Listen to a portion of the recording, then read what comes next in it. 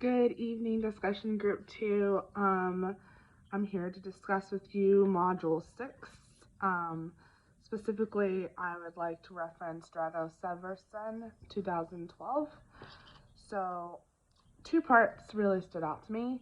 The first part was when the author said, for example, when an educator says, I will not, it is possible that he or she really means and is trying to communicate, I cannot. That was found on page 24. That really resonated with me because I have a couple teacher friends who have had a really hard time this year, and the administration, instead of I think really being patient and trying to help them learn. They're both newish teachers, including the pandemic. They have been teachers for less than 3 years. This is their third year.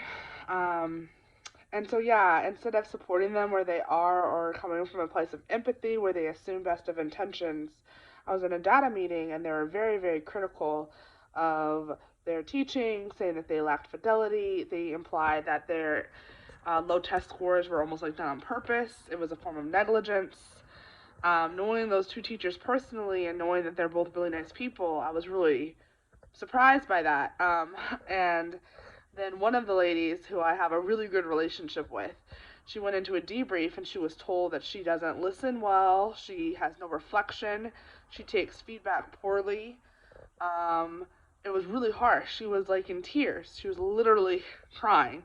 Um, she was so hurt, and she was like, she's a transitioning teacher, so she had a whole career before, and she's like, for my entire previous career, nobody has said that about me. And honestly, I've known her for 3 years. So we used to carpool. Like, I've watched her kids. Like, I have never seen that side of her. So I was really shocked to hear that our administrator said those really harsh things. And instead of coming at it from a space where, like, oh, you can grow into this space, or like, let me help you, or we're going to guide you, because I know this particular teacher, like, she's really desperate to learn and to grow. The ball was just sort of dropped.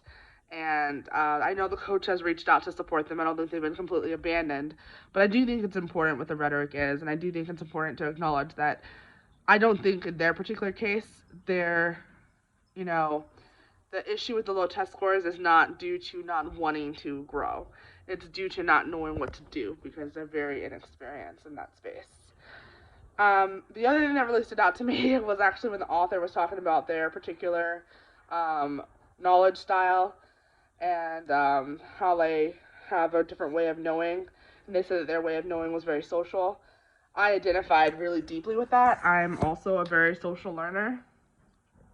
Um, it's weird because when I first was reading it, I was thinking to myself, oh, I'm not really I'm not a really super social person. I'm not like always going out and hanging out with people and things like that.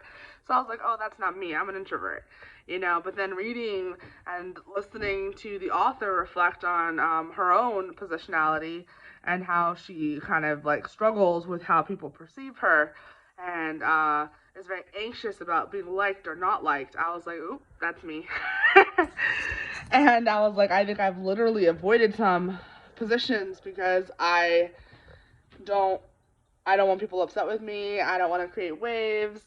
Uh, yeah, I think there's a section where they said it's very hard to disagree with others. I worry that my relationships with them would be damaged in important ways if I disagreed or engaged in anything remotely resembling conflict. I was at that time a socializing knower.